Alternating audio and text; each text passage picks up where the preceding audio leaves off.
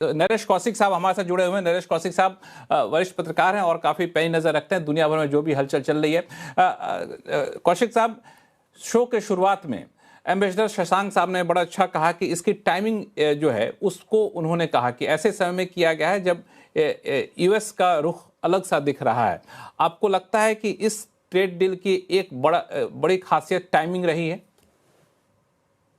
बिल्कुल। और मैं समझता हूं कि भारत और यूरोप की जनता को डोनाल्ड ट्रंप को धन्यवाद देना चाहिए कि उन्होंने ये डील, जिसकी को 20 साल से हम उम्मीद कर रहे थे, कोई ना कोई वजह आके रुक जाता था, अब दोनों जगह से अर्जेंसी दिखाई गई और दोनों भारत में भी और यूरोपियन संघ को भी ये लगा कि ये समय है कि हमें अब साथ जुड़कर काम करना होगा।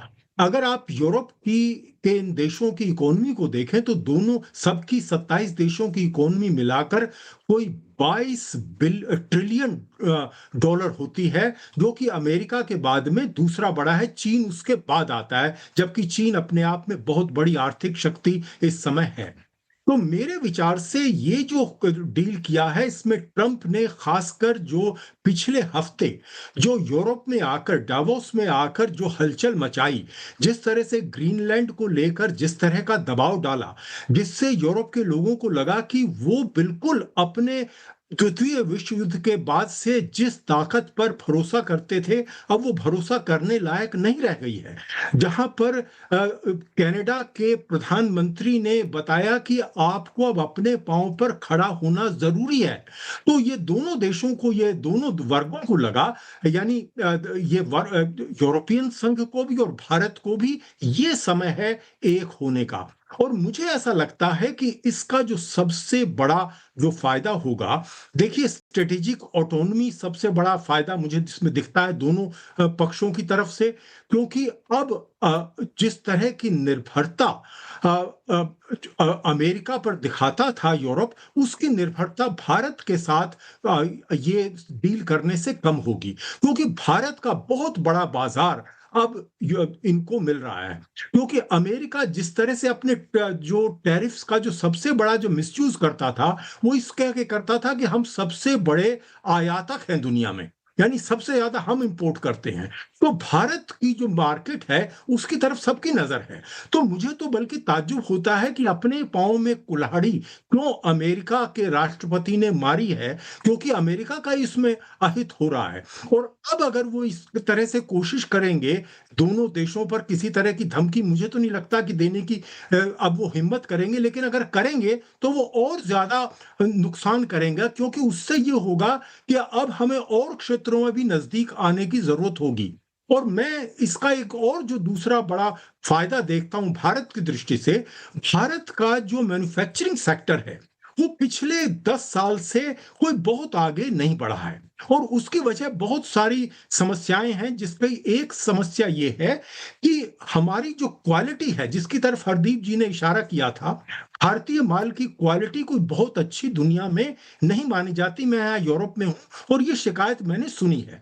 तो अब इससे ये होगा कि जिस तरह से चीन ने पिछले 10 साल में, 15 साल में अपनी मैन्युफैक्चरिंग गुड्स की क्वालिटी जिस तरह से इंप्रूव की है, अब हमें अपनी क्वालिटी पर ध्यान देना होगा।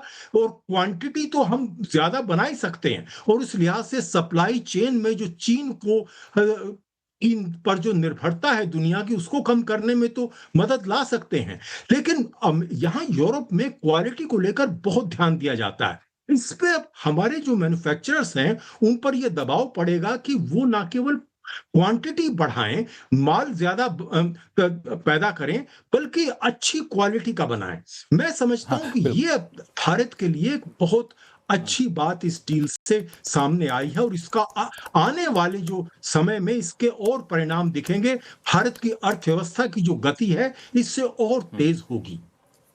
बिल्कुल, आपने बड़ा सही कहा कि क्वालिटी एक बड़ा कंसर्न रहता है। क्वालिटी अच्छा भी कर लिए हैं तो इमेज ऐसा है कि क्वालिटी शायद अच्छी ना हो, इस बात की शंका लोगों में बनी रहती है। ऐसे समय में जो यूरोप के सामान सस्ते में भारत आएंगे तो उसकी क्वालिटी को देख करके हमारे मैन्युफैक्चरर को भी लगा कि नहीं, ऐसी क्वालिटी होनी चाहिए। जब यहाँ के कंज्यूमर को एक बेहतर क्वालिटी के प्रोडक्ट को इस्तेमाल करने की आदत पड़ जाएगी तो वो ढूंढेंगे कि भारत में भी अच्छी क्वालिटी चाहिए, तो उनके ऊपर भी एक दबाव बनेगा। और एक तीसरी चीज जो मैं देख रहा हूं आपकी बातों से कि सबसे बड़ी समस्या है कि डिमांड हमारी उतनी नहीं, इसलिए मैन्युफैक्चरिंग कैपेसिटी नहीं बढ़ा रहे हैं। तो एक डिमांड जब बाहर से आएगा तो घरेलू इंडस्ट्री वहां से मैन्युफैक्चरिंग कैपेसिटी बढ़ता हुआ दिखेगा। इस पर मैं आगे चलकर चर्चा करूंगा, लेकिन एक जो बात आपने कि इस पर मैं शशांक सर से मैं छोटा सा कमेंट लेना चाहूंगा कि अमेरिका पर एक दबाव बनेगा कि अब दोनों पक्षों के बीच में डील हो गई जो दुनिया की इकोनॉमी का 25% का प्रतिनिधित्व करती है, पूरे ट्रेड का, दुनिया के ट्रेड का 1/3 का प्रतिनिधित्व करती है। वो जब आपस में डील कर लिए तो हम कैसे अलग थलग रह सकते हैं? ये दबाव कितना कारगर होगा या दबाव वाकई पड़ेगा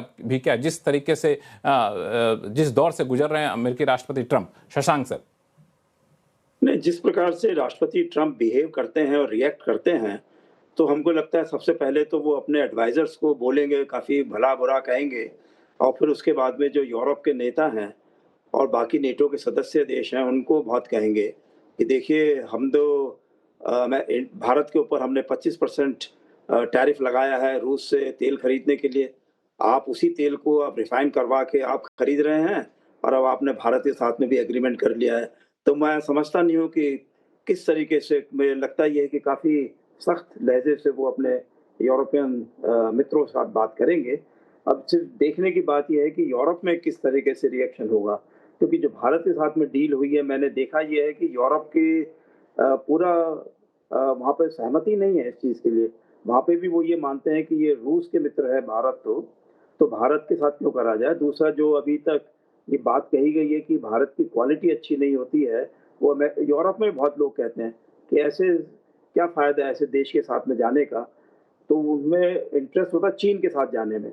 लेकिन ये वहाँ के नेता जानते हैं यूरोप के कि चीन के साथ जाने का मतलब ये है कि सीधा-सीधा ट्रंप साहब से 100% की टैरिफ के बढ़त, और हो सकता है कि वो भी कह दें कि मैं अपने F-35 प्लेन्स भेजने वाला हूँ आपके यहाँ।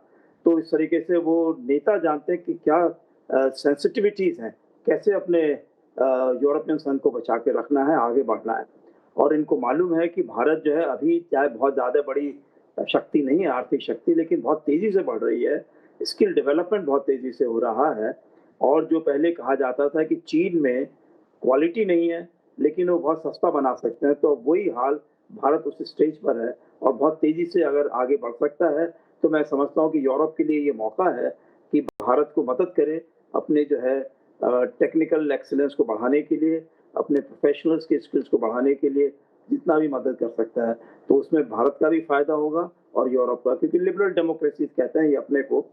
अब दोनों के अपने-अपने सेंसिटिव पॉइंट्स हैं, उसकी दोनों को रिस्पेक्ट करनी चाहिए। इसके अलावा मैं समझता हूँ कि ये बहुत बड़ी बात है जो सिक्योरिटी, डिफेंस, अभी मोबिलिटी के ऊपर भी बात चली है, तो एक तरीके से जो टेक्निकल अपग्रेडेशन हो सकता है उसमें हमको, इसमें भारत और यूरोपियन संघ के साथ में बहुत फ़ायदा हो सकता है दोनों तरफ से। तो मैं समझता हूँ कि अमेरिका के रिएक्शन ज़रूर आएगा, लेकिन हमको यही समझ के चलना है कि अंत में अमेरिका को भी और चीन को भी एक मल्टी पोलर वर्ल्ड की तरफ समझना होगा, देखना होगा। और भारत के और ब्रिक्स के देशों की जो आपस में आगे बढ़त हो रही है उसको रोका नहीं जा सकता है, तो क्यों ना उनके साथ मिलकर काम किया जाए। रिएक्शन जो अमेरिका का आएगा, जिसकी बात आपने की, वो कंस्ट्रक्टिव रिएक्शन होगा कि डिस्ट्रक्टिव रिएक्शन होगा? अभिजीत दास साहब।